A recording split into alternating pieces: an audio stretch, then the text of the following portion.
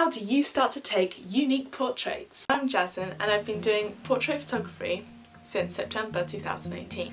This is my work on my Instagram.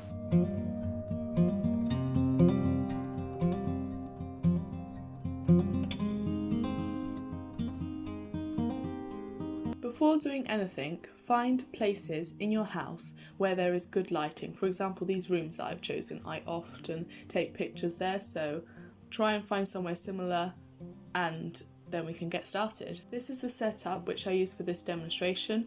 I've got a camera that does have a flip screen so that I can see myself when I'm taking pictures, which makes it very easy to take self-portraits. I have come up with an alternative, which is to get your phone, prop it up against a pot. I've got a pot of coconut oil, put it on camera, selfie mode, and then you can see how your different positions look and choose the best ones and then take the photos afterwards with a few in mind. You can use these same poses which you know good in the camera so that you can use these in any situation. I have propped my camera up a bit, otherwise the angle of the camera would be very low and potentially get the table in which I'm using as my tripod.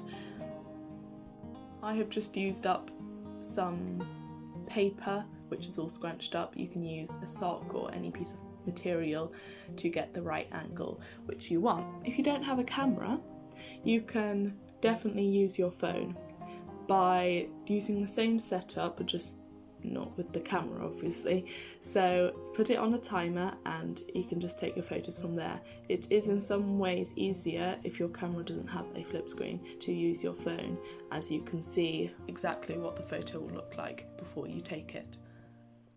Taking pictures with your family is a really good way to start and practice your knowledge which you have gained through taking self-portraits.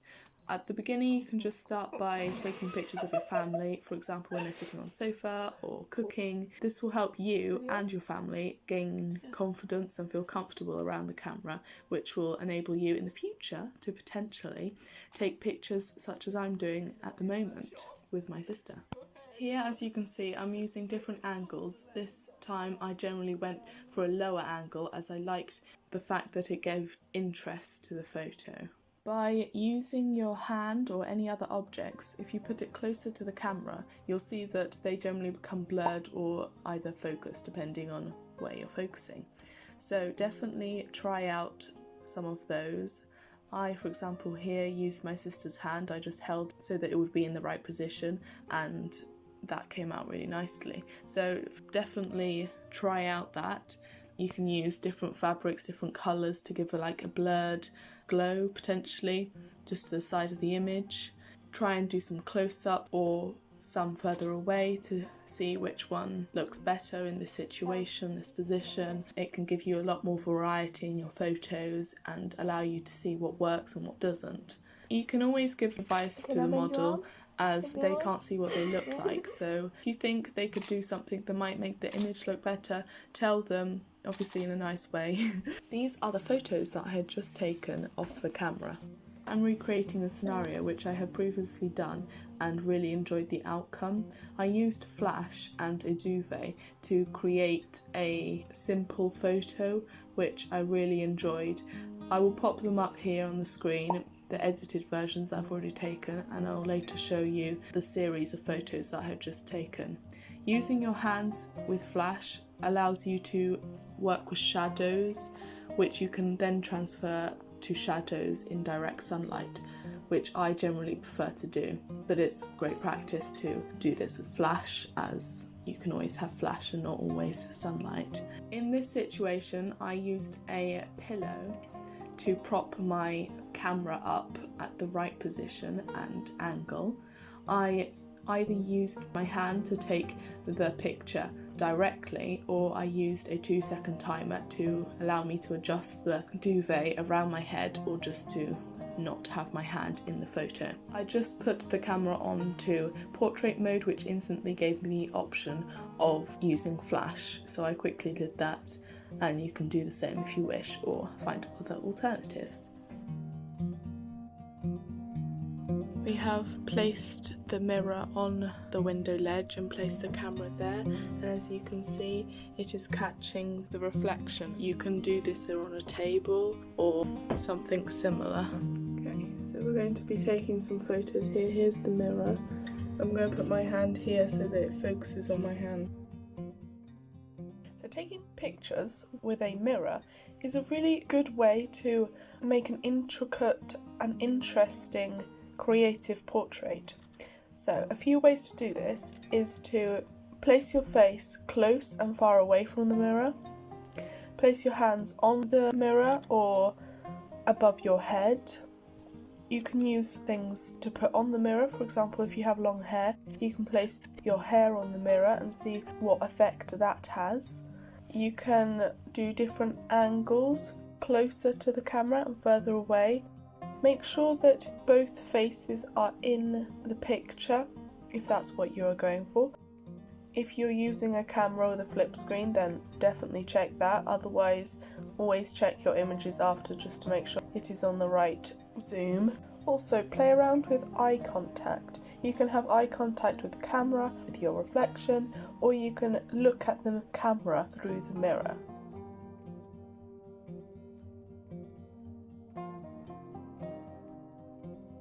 A different way of taking photos creatively is with a blanket or like a duvet.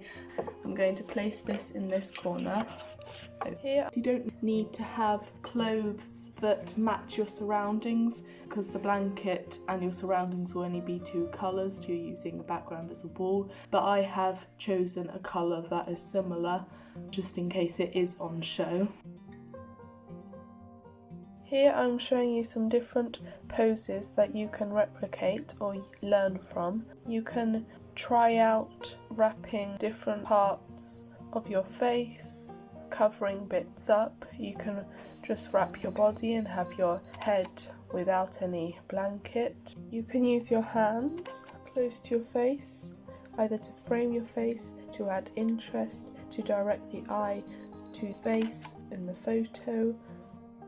This really works in this situation because there isn't much going on, which makes the hands really stand out. So take this to advantage and make some exaggerated hand movements, which will really help your image look more put together and creative. You can also try out different angles, for example laying your head on the surface of what you're taking the photo on. You can use the blanket to put some perspective into the image. So by putting the blanket close to the camera, it will make the blanket appear blurred, give more depth to the image, making it look more interesting.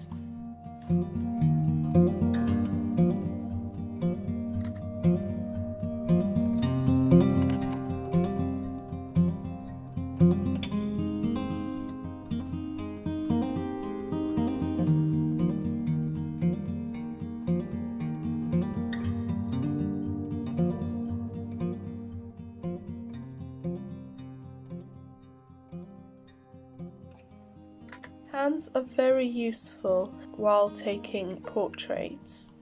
You can either use it to frame your face, create depth in the photo by placing it close to the camera, to show expression, to enhance the mood that you might be portraying. I also used my hair in this situation. I appreciate that not everybody has hair to use, but if you do, definitely experiment with this, using it as if it might be the blanket, for example, so covering up most of your face to give more attention to the eye. In this situation, definitely consider looking at the camera to give a powerful impact to the viewer of the photo. You could always use clothes or lace to replicate this, especially lace, as lace allows you to see through, so you can see the face, a bit like the hair.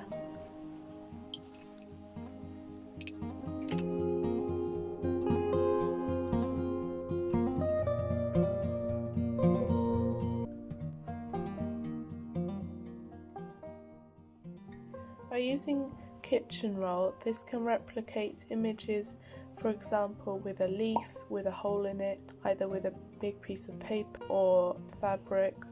But I have chosen kitchen roll as it is big enough to cover the face, accessible, it is not expensive, and it is easy to make holes in it.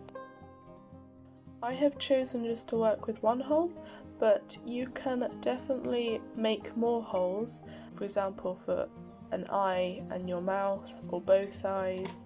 I suggest playing around with that if you wish, or just sticking with one like I have.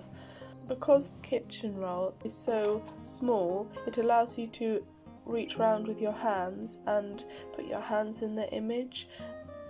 This adds more interest, expression, mood, as well as directing the gaze from the side of the image to the eye, which is where we want the attention, as this is what is the most powerful bit of our image.